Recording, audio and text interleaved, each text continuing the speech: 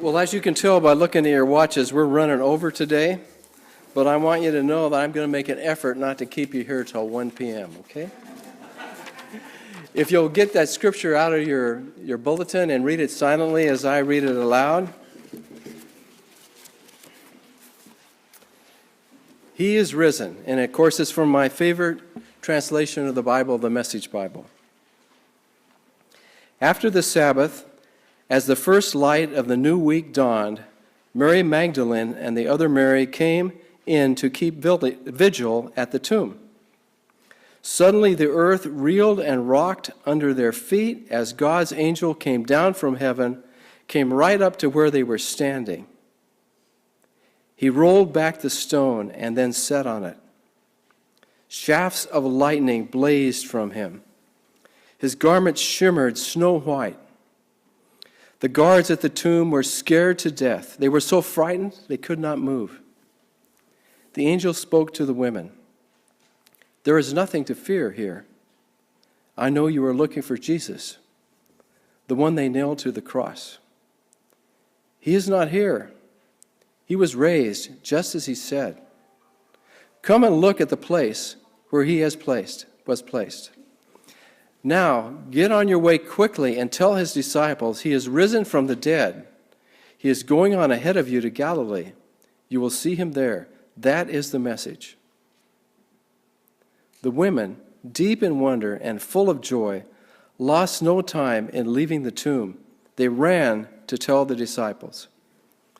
Then Jesus met them, stopping them in their tracks. Good morning, he said. They fell to their knees, embraced his feet, and worshiped him. Jesus said, You are holding on to me for dear life. Don't be frightened like that.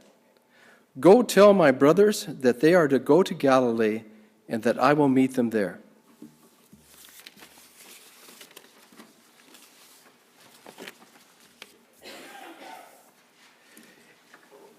It was the Sabbath, still dark, when Mary Magdalene and the other Mary came to keep vigil at the tomb. They were following the Jewish law that you can't do any work on the Sabbath, so they were waiting for the sun to rise so they could tend to Jesus' body. You might say they were seeking God early in the day, which I encourage every Christian to do. Have morning devotions. It doesn't have to be a complicated prayer. Just, God, help me today, guide me, direct me, open my spiritual eyes. So they were waiting for the sun to come up. And suddenly the earth reeled and rocked under their feet. God's angel came down from heaven right where they were standing, rolled back the stone, and then sat on it. This is what God does for us. When we're in darkness, things look pretty bleak. Many times in your life already, he sent his angel to you. But many times you and I don't have our spiritual eyes and ears open, and we don't see it. But there was no mistaking this angel. Shafts of lightning blazed from him. His garments shimmered snow white. The guards at the tomb were scared to death. These were military people who don't have a real high fear quotient. They were terrified. They were frozen. They couldn't move. But you and I, if we're seeking Jesus, like these two Marys were, we have nothing to fear from resurrection angels. And if in your future life you have an angel appear to you, you have nothing to fear. I should probably say, when in your future life you have an angel appear to you. Because God is very subtle. He sends angels in many different forms, in many different personalities. And the angel spoke to the women. There is nothing to fear here. I know you are looking for Jesus, the one they nailed to the cross. When you and I are seeking Jesus, there is nothing to fear in life. Death, sickness, poverty, when you and I are seeking Jesus, even stuff that will make a military person act guard freeze from fear. There's nothing to fear for you and me when we're seeking Jesus. I know you are looking for Jesus, the one they nailed to the cross. He is not here. He was raised just as he said. Come and look at the place where he was placed. You know, we human beings, we need tangible things. We need to see things. We need to touch them. So the angel said, come, look for yourself. In other words, they were first-person witnesses. I wrote a book about the 35th Division's S-413 NATO peacekeeping mission because I was there in person. That was what you call direct military history. It wasn't from secondary or third sources. I was there, I saw it, and a two-star general told me, he says, when you go over there, take notes. These are first-person people. They saw the empty tomb.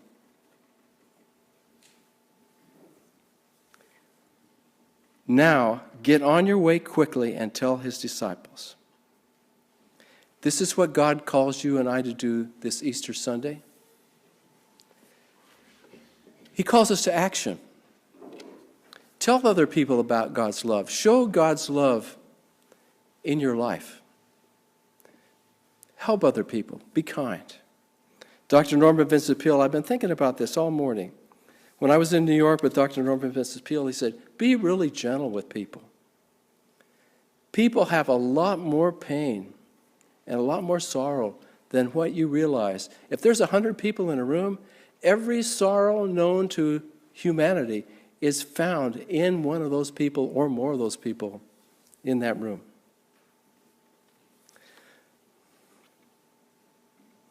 He is going ahead of you from Galilee. He is risen from the dead. You will see him there in Galilee. And you know, again, when we tell his disciples, when we tell other people, we're going to see Jesus going ahead of us in our own Galilees, in our own lives. Just this last week, I've had several situations where it's clear that Jesus was going ahead of me. And the situation was just right. And I want you to experience that too. I know you've experienced it. I want you to be aware of it more. The women, deep in wonder and full of joy, lost no time in leaving the tomb. They ran to tell the disciples. And you know where this reminds us? It reminds us of the shepherds. As soon as the shepherds said, there's a newborn baby, and he's the Messiah, and you've got to go see him, the shepherds ran to see Jesus.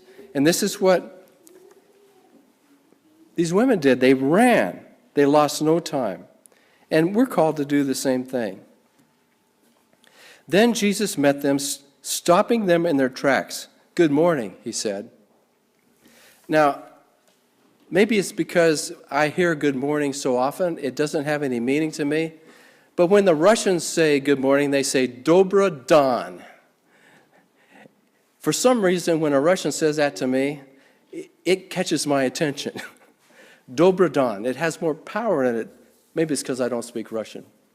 And I'm just used to good morning. But Dobra dan, good morning, he said.